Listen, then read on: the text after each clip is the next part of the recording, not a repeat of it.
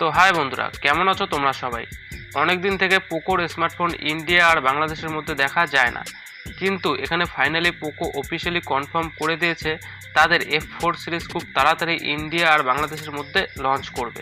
আর এটা কনফার্ম হয়ে গেছে তাদের পক্ষ থেকে পোকো F4 5G দেখতে পারো, আর হতেও পারে এর সাথে পোকো F4 Pro 5Gও দেখতে পারো।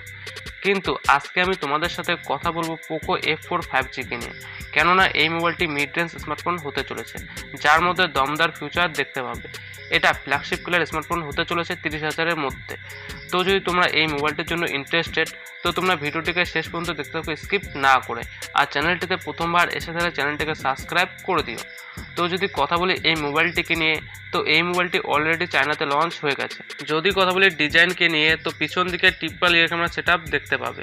গ্লাস ব্যাক প্যানেলের সাথে এই মোবাইলটি আসে, আর ডিজাইন দেখতে ডিসেন্ট, অতটা ভালো না আর অতটা খারাপও না। সামন দিকে সেন্টার পাঁচ হোল ডিসপ্লে দেখতে পাবে, নর্মালি যেমনটা রেডমির স্মার্টফোনে দেখা যায়।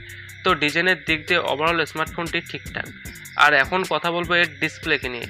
তো এখানে তোমরা দেখতে পাবে 6.67 ইঞ্চের full HD plus E4 AMOLED display. তো এর মধ্যে E4 অ্যামোলেড প্যানেল দেখতে পাবে। এর সাথে 120 হার্টজের হাই রিফ্রেশ রেট, সাথেই প্রোটেকশনের জন্য গরিলা গ্লাস 5-এর ইউজ করা হয়েছে, এবং SDR10+-এর সাপোর্ট পেয়ে যাবে, আর 1200 নিট স্পিক ব্যান্ডসের সাপোর্টও পাবে।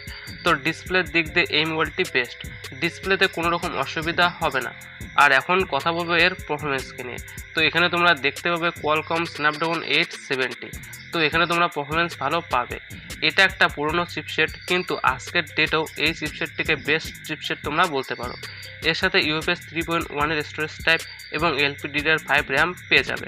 তো পারফরমেন্সের সাথে স্টোরেজ টাইপ আর র্যাম টাইপও বেস্ট পেয়ে যাবে। এর সাথে এই মোবাইলটির মধ্যে লিকুইড কুলিং সিস্টেম পাবে। আর এই মোবাইলটি out of the box Android 12-এর সাথে আসে, আর MIUI 13-এর ইউজার ইন্টারফেস। যদি কথা বলি ক্যামেরাকে নিয়ে, তো এই মোবাইলটির পিছন দিকে ট্রিপল রিয়ার ক্যামেরা সেটআপ পাবে, যেখানে মেন সেন্সার 48 মেগাপিক্সেলের উইথ OIS, এছাড়াও 8 মেগাপিক্সেলের আল্ট্রা ওয়াইড অ্যাঙ্গেল লেন্স এবং 2 মেগাপিক্সেলের মাইক্রো লেন্স দেখতে পাবে, যেটা কোনো কাজের নয়। আর সামনে 20 মেগাপিক্সেলের ফ্রন্ট ফেসিং ক্যামেরা পেয়ে যাবে। তবে হ্যাঁ, যদি এর মধ্যে 64 মেগাপিক্সেলের ভালো সেন্সার ইউজ করা হতো তাহলে আরও ভালো হতো। 48 মেগাপিক্সেলের ক্যামেরা উইথ OIS এটাও ভালো, এখন ডিপেন্ড করে অপটিমাইজেশন কেমন করেছে। যদি কথা বলি ব্যাটারিকে নিয়ে, তো এর মধ্যে একটু কম ব্যাটারি দেখতে পাবে, 4500 mAh ব্যাটারি, কিন্তু 67 ওয়াটের ফাস্ট চার্জিংয়ের সাপোর্ট পেয়ে যাবে। 5000 mAh ব্যাটারি হলে ভালো হতো, কিন্তু তারপরও একদিনের ব্যাটারি ব্যাকআপ পেয়ে যাবে।